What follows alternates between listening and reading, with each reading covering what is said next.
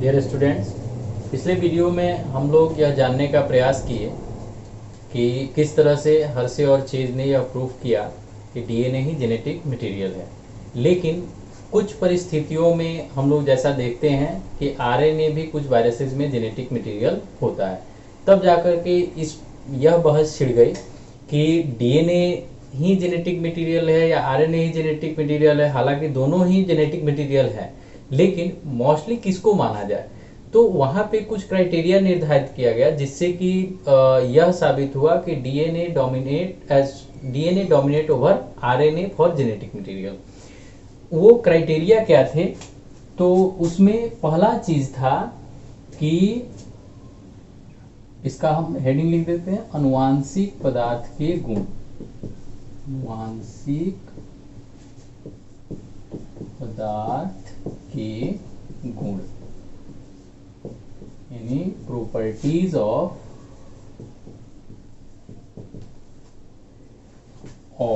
Genetic material.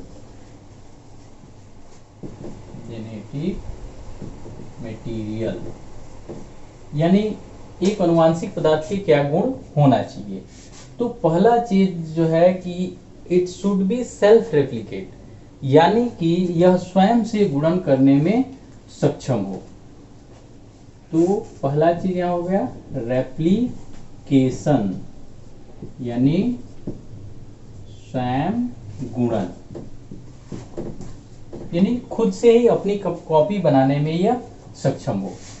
दूसरी चीज कि यह केमिकली और फिजिकली यानी भौतिक रूप से भी और रासायनिक रूप से भी यह मोस्ट स्टेबल होना चाहिए, यानी इसमें आसानी से परिवर्तन नहीं लाया जा सकता हो।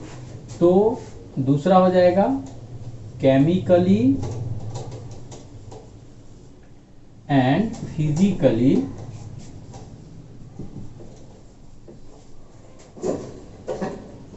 Most stable. भौतिक और रासायनिक रूप से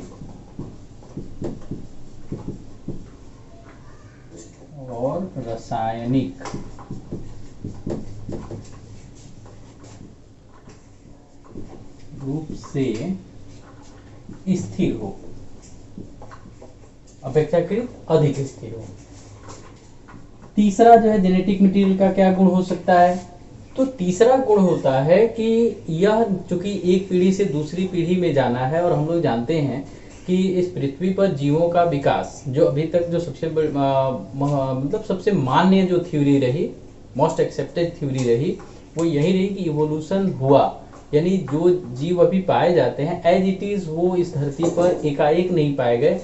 छोटे जीवों से धीरे धीरे जो है बड़े जीवों का, या फिर कहें सिंपल ऑर्गेनिज्म से धीरे धीरे कॉम्प्लेक्स ऑर्गेनिजम्स का निर्माण हुआ।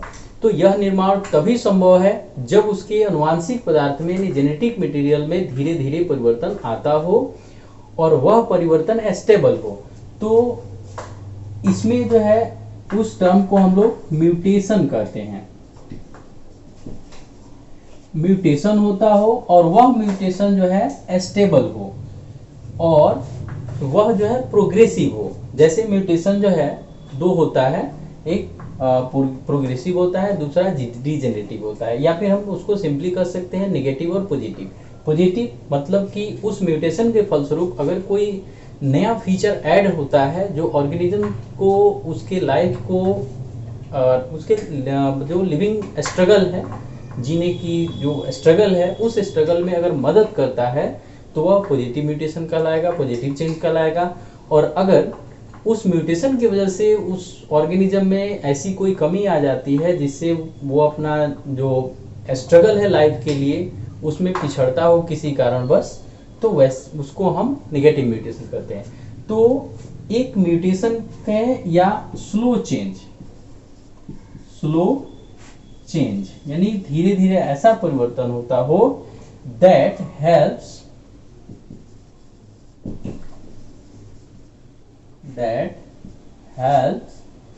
इन इवोल्यूशन, या फिर दैट हेल्प्स भी कर सकते हैं, या प्रोमोट, दैट हेल्प्स और प्रोमोट इवोल्यूशन। यानी उससे जो है जैव विकास की प्रक्रिया आगे बढ़ती हो, नए नए फीचर्स जो ऐड होते हो, नए नए ऑर्गेनिजम्स जो है बनते हैं। इसमें जो है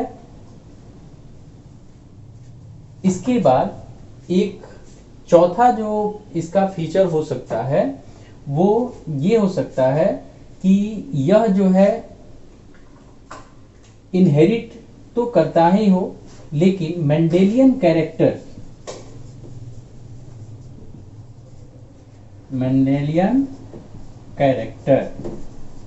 यानी जिसको मेंडेलियन ट्रेट भी कहते हैं, मेंडेलियन कैरेक्टर को होल्ड और एक्सप्रेस करता हो, होल्ड एंड एक्सप्रेस। चूंकि यहीं से जेनेटिक्स जो है उसके बारे में चर्चा भी शुरू हुई, मेंडल के बाद ही एक काफी महत्वपूर्ण विषय बना, महत्वपूर्ण टॉपिक बना। इसलिए यह चीज कि मेंडल ने जो भी कैरेक्टर्स बताए, चूंकि उन्हीं के आधार पर यह सारा जो है एक्सपेरिमेंट आगे बढ़ा, सारे अनुसंधान हुए, तो सारे रिसर्च हुए, तो इसलिए मेंडेलियन कैरेक्टर को होल्ड करने की क्षमता उसमें हो और दूसरा एक्सप्रेस भी वो करता हो। तो अब इस तरह से अगर हम देखें इन 4 पैरामीटर्स, जो ये 4 पैरामीटर्स हुए, इन 4 पैरामीटर्स पे अगर हम बात करें तो वहां पे डीएनए जो है ये मोस्ट स्टेबल भी है, जबकि आरएनए जो है कंपैरेटिवली हैवी मॉलिक्यूल्स तो दोनों हैं, लेकिन RNA DNA is most stable then RNA. वो आगे हम लोग पढ़ेंगे कि आरएनए में कुछ परिवर्तन भी होता है, लेकिन डीएनए में कोई परिवर्तन नहीं होता है, वो हम लोग आगे अध्ययन करेंगे। अब इसके बाद हम लोग जो है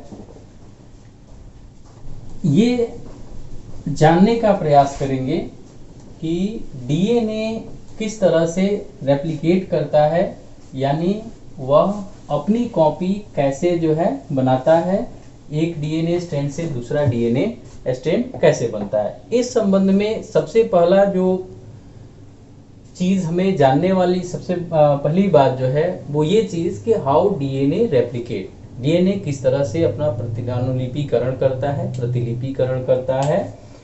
तो इस संबंध में एक जो थ्योरी आई, वो जो मोस्ट एक्सेप्टेड भी है, वो है सेमी कंजर्वेटिव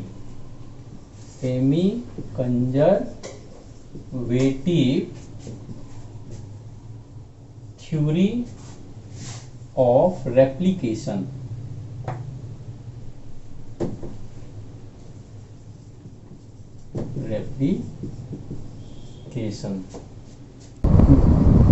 हिंदी में अर्ध संरक्षी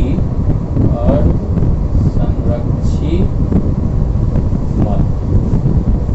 हालांकि इसको हम लोग जो है एक टॉपिक के अंतर्गत भी ले सकते हैं, जिसको थ्योरीज ऑफ रेप्लिकेशन,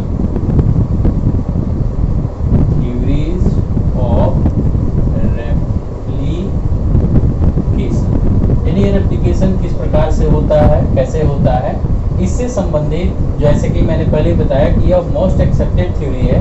हालांकि इसके अलावा 2 थ्योरीज और हैं, एक जो है कंजर्वेटिव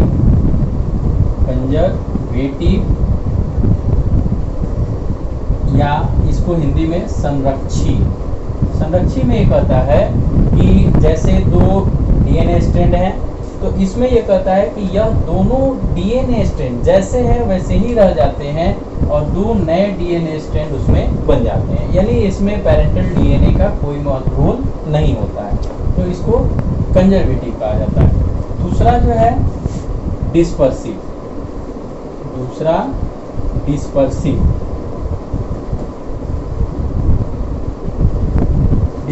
बेतरतीब या डिस्पर्सिव हिंदी में भी लिखते हैं। इसको समझ लेंगे कि डिस्पर्सिव में क्या करता है कि जैसे ये जो है डबल स्ट्रैंड डीएनए है, तो यहाँ पर क्या होगा कि कुछ नया कुछ पुराना जुड़ करके, जैसे अब इसमें क्या हो जाएगा कि हम ये ऐसे सिंपली बना, तो यहाँ पर अब इसमें क्या होगा कि ये एक नया स्ट्रैंड जो बना उसमें जुड़ जाएगा, फिर यहाँ जो है एक नया स्ट्रैंड जुड़ जाएगा, मैंने जो न्यूली सिंथेसाइज है, फिर यहाँ भी जुड़ जाएगा, फिर जो है आपको इधर भी जुड़ जाएगा। तो इसमें हम देखते हैं कि नया बना हुआ और पुराना दोनों अल्टरनेट तरीके से जो है जुड़ करके और एक नया स्ट्रैंड बनाता है। तो हालांकि इन दोनों मत का कहीं जो है साइंटिफिकली प्रूव नहीं किया गया, इसलिए हम लोग जो पढ़ते हैं वह संरक्षी मत या अर्ध संरक्षी मत यानी semi conservative theory of replication, जो मेसेल्सन, पूरा नाम था मैथ्यू मेसेल्सन, और फ्रैंकलिन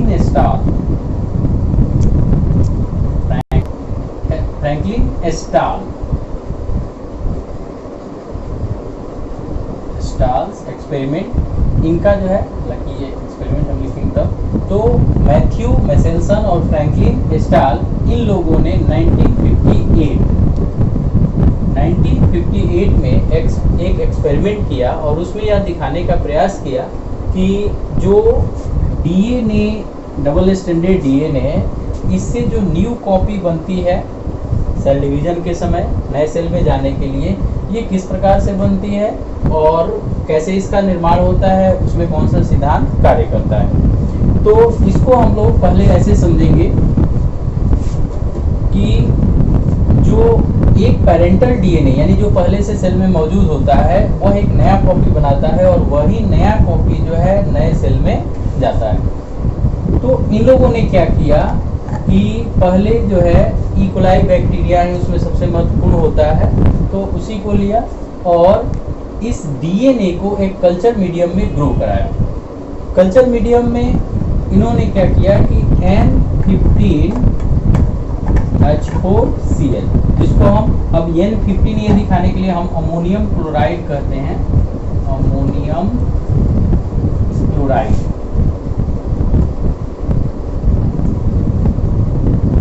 N15 यहाँ क्या, क्योंकि हम लोग अमोनियम क्लोराइड का सूत्र जो लिखते हैं NH4Cl, तो यहाँ N जो है यह नॉर्मल N नहीं होकर के नाइट्रोजन का आइसोटोप है।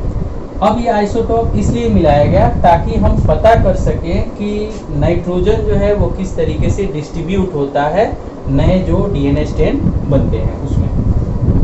तो NH4Cl का उपयोग किया और कई पीढ़ियों तक, यानी नंबर ऑफ जनरेशन, जब उसी कल्चर मीडियम में जिसमें N15H4Cl था, इसमें जो है उस बैक्टीरिया को कई पीढ़ियों तक आगे बढ़ाया, कल्चर किया, जिससे क्या हुआ कि उसके डीएनए में यहाँ भी N14 की जगह N15 आ गया और यहाँ भी N14 की जगह N15 आ गया।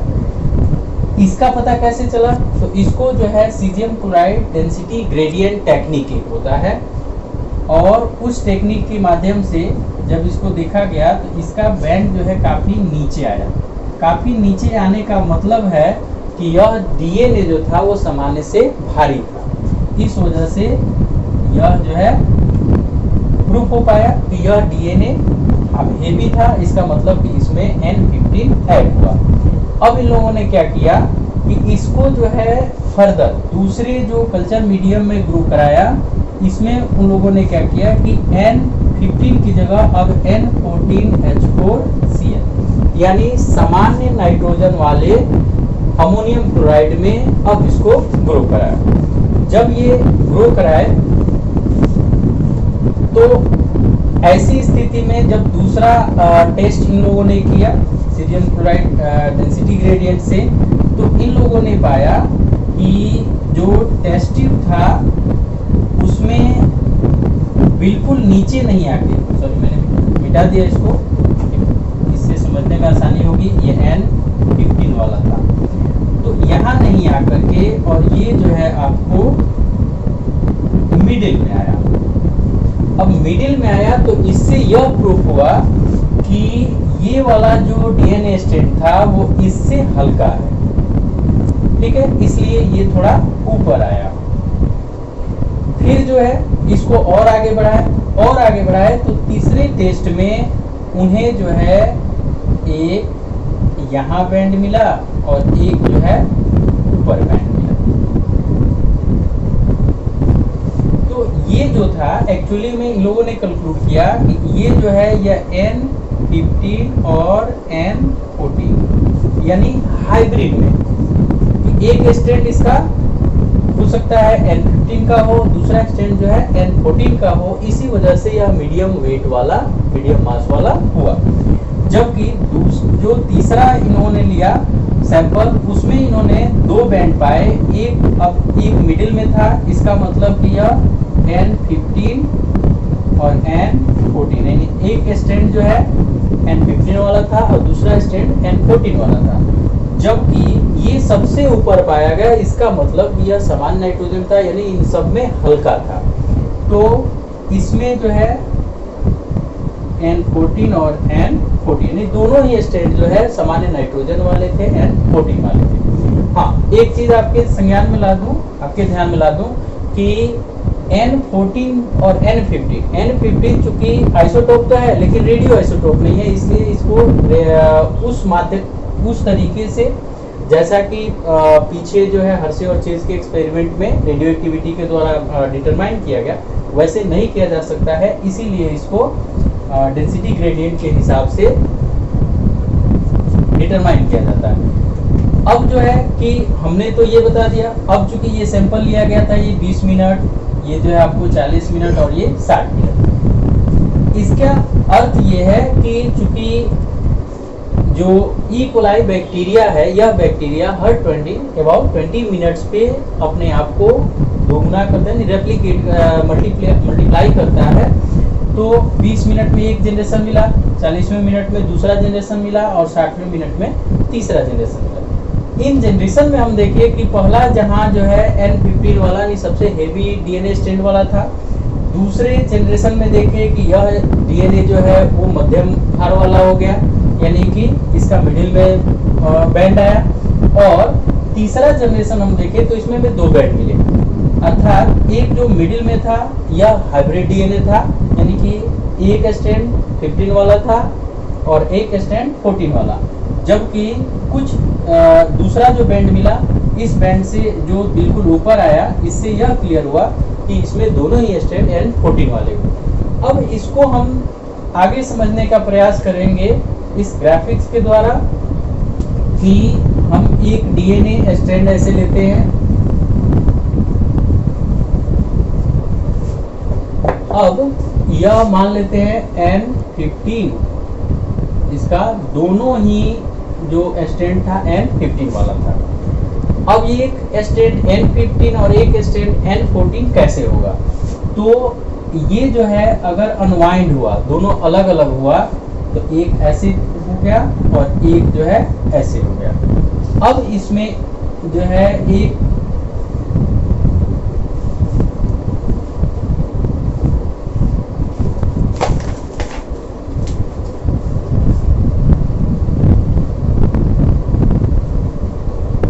ऐसे, यानी कि इसमें जो है N14, जैसा कि हमने बताया कि पहले N15 वाले कल्चर मीडियम में ग्रो कराया गया और फिर उसके बाद N14 वाले में।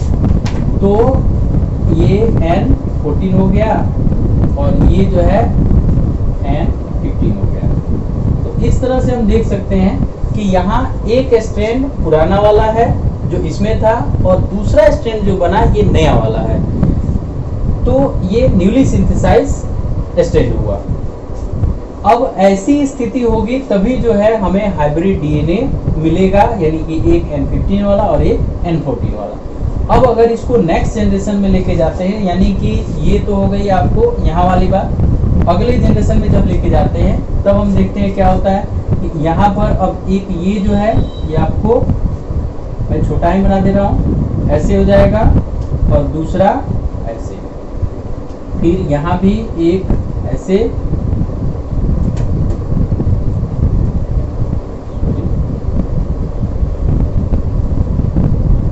ऐसे, और यहाँ जो है ये जब नीचे आएगा तो ये ऐसे। अब क्या होगा कि चूंकि कल्चर मीडियम यानी जिसमें हम ग्रो करा रहे हैं उसमें तो N14 ही है, इसलिए जितना भी नया स्ट्रैंड बनेगा वो N14 वाला ही बनेगा।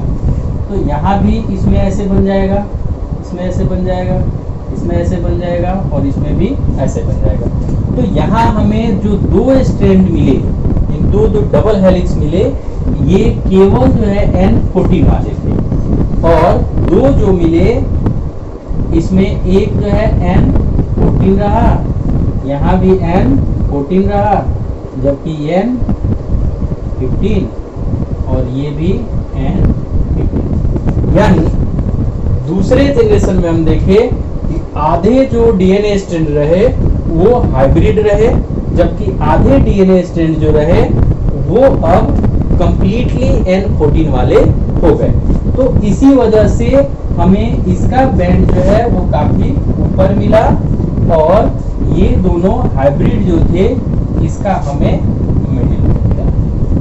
तो इस तरह से अब इसी एक्सपेरिमेंट को अब आगे बढ़ाते, इसी प्रक्रिया को आगे बढ़ाते जाएंगे तो और भी, यानी कि N15 वाले स्ट्रैंड की संख्या कम होती जाएगी और N14 वाले स्ट्रैंड की संख्या बढ़ती जाएगी। इससे यह प्रमाणित होता है कि जब भी डीएनए रेप्लिकेशन होता है, यानी पेरेंट डीएनए से नए डीएनए स्ट्रैंड बनने होते हैं, उस स्थिति में हमेशा एक डीएनए स्ट्रैंड पेरेंटल होता है, यानी पहले से मौजूद रहता है, और उसका कॉम्प्लीमेंट्री जो स्ट्रैंड बनता है वो पूरी तरीके से न्यूली सिंथेसाइज होता है, यानी नए तरीके से बनता है। इस प्रकार यह प्रूफ हुआ कि DNA always replicate semi conservatively, यानी डीएनए अर्ध संरक्षित तरीके से ही, यानी एक स्ट्रैंड पहले से मौजूद रहता है, पुराना वाला ही रहता है, और हमेशा जो है दूसरा स्ट्रैंड नए रूप से सिंथेसाइज होता है।